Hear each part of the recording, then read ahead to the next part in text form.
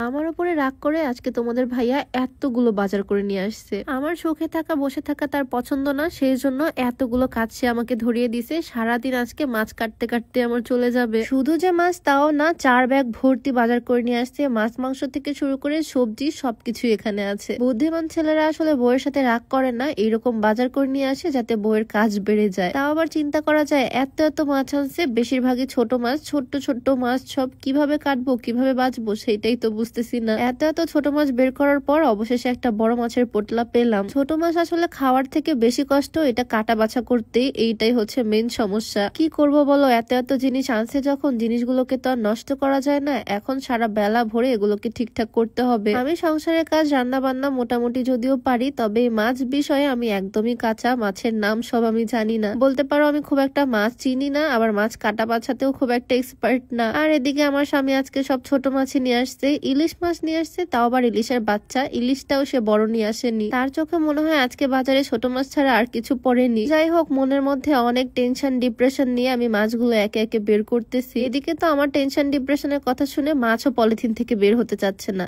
এইটা যে আবার কি ইউনিক মাছ, যেটা আমি জীবনেও দেখিনি। মাছের চেহারা জাস্ট দেখো, এত এত মাছ সব নাকি আজকেই ঠিকঠাক করতে হবে। এইদিকে আবার সে আনছে লইট্টা মাছ, যে মাছ আমার একদমই পছন্দ না। এই লইট্টা মাছ নাকি তাকে আবার ফ্রাই করে খাওয়াতে হবে। ছোট মাছের বাকি আর কি ছিল, এখন দেখো কি ধরনের ছোট মাছ সে আনছে। এত এত ছোট মাছের ভিড়ে শুধু এক পোটলা বড় মাছ পাইছি। কাতলা মাছ সে আনছে অনেক বড় একটা। আজকে যে কিভাবে কি করব সেই চিন্তাই করতেছি। মাছ মাংস কিনতে আমি বাজারে যাই না, যদি অনলাইনে পাওয়া যেত তাহলে কিনে ফেলতাম। যদিও অনলাইন থেকে আমি অনেক কিছুই কিনি। এই তো রিসেন্ট একটা রাইস কুকার কিনলাম, ছোট্ট কুকার, হয়তো তোমরা বুঝতেই পারছো কোন কুকারটা। এরকম কুকার যে আমি কত কিনছি তার কোনো হিসাব নাই। আমার যে কোনো আত্মীয় বাড়িতে আসলেই একটা করে নিয়ে চলে যায়। এবার একদম উন্নত ভার্সন আসছে, যেটা আগের সবগুলোর থেকে বেশি সুন্দর, তাই এটা না নিয়ে আর পারলাম না। এই কুকার গুলো এতটাই ছোট, একদম কিউট একটা সাইজ। যাদের বাসায় বেবি আছে বা যারা ব্যাচেলার তাদের জন্য একদম বেস্ট। বা স্বামী স্ত্রী বাড়িতে থাকলেও এই একটা কুকারে রান্না করে খাওয়া যাবে। 1 কৌটা চাল মানে 1 পোয়া চাল এটাতে ধরে। ফাংশন গুলো খুবই সুন্দর, আর এটা কিন্তু একদম নন স্টিক। ভাত তরকারি থেকে শুরু করে খিচুড়ি মানে সবকিছু এখানে রান্না করা যায়। ভাজা পোড়া স্টিম সব করা যায়। ওপরে একটা ছোট্ট স্টিমারও আছে যেখানে ভর্তা বসানো যাবে। এই সুন্দর কুকারটা আমি নিয়েছি neat shop BD Facebook page থেকে। পেজটা আমি ডেসক্রিপশনে দিয়ে দিব।